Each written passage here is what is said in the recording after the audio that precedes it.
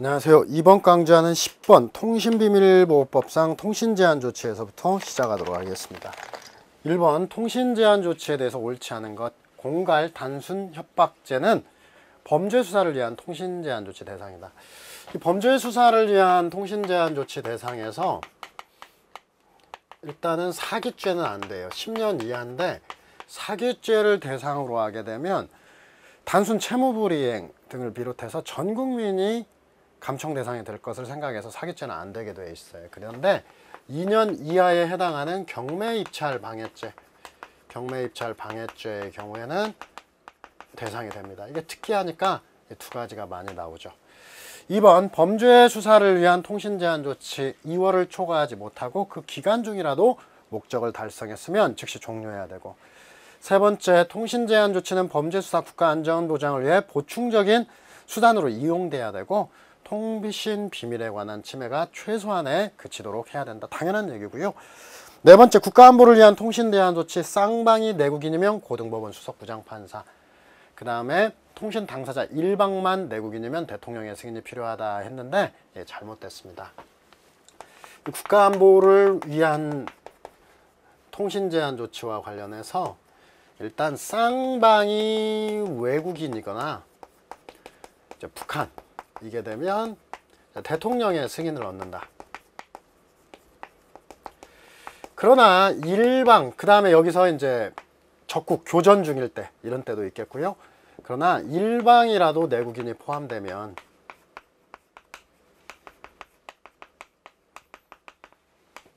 이제 고등법원 수석 부장판사 의 허가를 얻는데, 여기서 이제 우리가 알아둘 게 있어요. 쌍방이 외국인이다 라고 하게 되면 사법권의 대상이 아닙니다. 이것은 외교 문제를 이야기해요. 그래서 국가 원수로서 대통령의 승인을 얻는 거예요. 사실 여기서 보게 되면 북한도 우리 법상으로는 표현은 안 했지만 외국으로 취급하는 겁니다. 그러나 일방이라도 내국인이라고 하면은 바로 이제 사법권이 미친다. 그래서 이런 사법권이 미치기 때문에 우리나라 법원, 그리고 한 단계 높여서 고등법원 수석 부장판사의 허가가 필요합니다. 통신비밀보호법 중요한 게 여러 가지가 있지만 최근 판례 정도만 한번 정리를 해보면은, 일단은 최근 판례와 최근의 여러 가지 얘기를 하자면은, 통신비밀보호법상 감청의 대상은 송수신 중인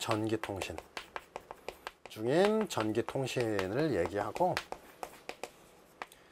이미 수신이 완료되었다. 수신이 완료된 것은, 완료된 전자 파일은, 전기통신은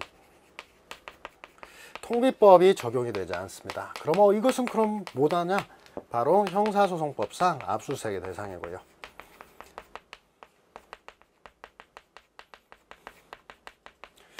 자, 그 다음에 이 감청과 관련해 가지고 이른바 패킷 감청도 허용된다. 패킷 감청이라고 하는 것은 지금 국가정보원에서 패킷 감청 장비를 두고 있는데, 군 기무사 같은 데도 바로 자판에 입력하는 것까지, USB를 꽂으면 꽂은 것까지 모든 것을 다 할 수 있는 것, 이런 것들도 허용이 되고 있다라고 보시면 되겠고요. 그 다음에 감청이 완료가 되면은 이제 사경 등은 이제 30일 이내에 이제 통지를 하게 돼 있는데, 급속을 요한다, 이런 급속, 이런 등의 사유가 있을 때도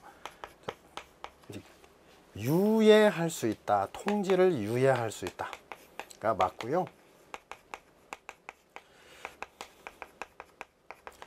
통지를 생략할 수 있다 하면 틀린다.